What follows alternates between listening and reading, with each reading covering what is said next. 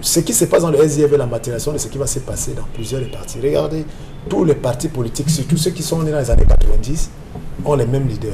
Vous pouvez me citer un parti qui a changé de leader entre-temps, vous verrez que ça veut dire que lorsque ces leaders-là meurent, ou bien lorsqu'ils ne sont plus là, ou bien lorsqu'ils sont déjà vers la fin de leur règne, c'est le chaos qui s'installe dans ces partis. On a vu venir, parce que vous avez vu les prises de position de certains militants d'un parti politique à travers les médias. Lorsque vous avez des militants d'un parti politique qui viennent à travers les médias dire autre chose qui est dite par le parti, c'est-à-dire la version officielle du parti, vous comprenez que ces militants ont déjà pris voie et fait de sortir. Maintenant, il y a deux manières de procéder. Soit ces militants reviennent à la maison, essayent d'attendre le moment, parce que moi je me dis, le G27 a dans sa stratégie, pense que le moment est venu pour véritablement tirer un coup dans la fourmilière.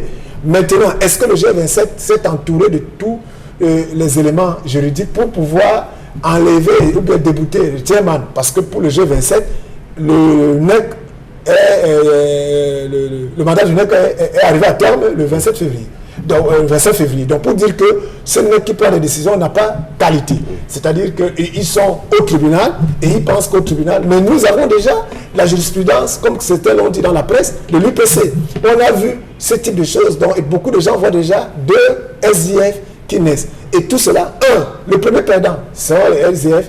Le deuxième perdant, le peuple camerounais. Le troisième perdant, ce seront ceux-là comme nous qui pensions que les SDF était un parti quand même historique qui a dans les années 90 a dû marquer ce pays et qui entre dans l'histoire de la marche de ce pays et qui aujourd'hui se retrouve véritablement explosé comme cela. Et on ne sait pas ce qui est, peut-être c'est la déchéance, comme certains le disent dans la presse, de ce grand parti. Est-ce qu'il y aura d'ici le congrès annoncé du NEC que les autres recusent?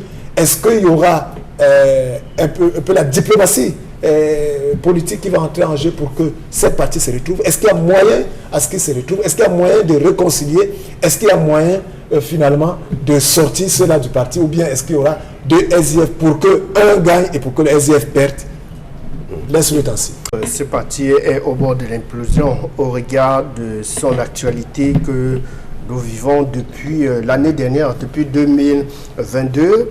Suite à la nomination de quelques cadres au sein du cabinet du SDF, des nominations qui, selon le G20, ces membres-là, ces cadres qui constituent le G27 et plus,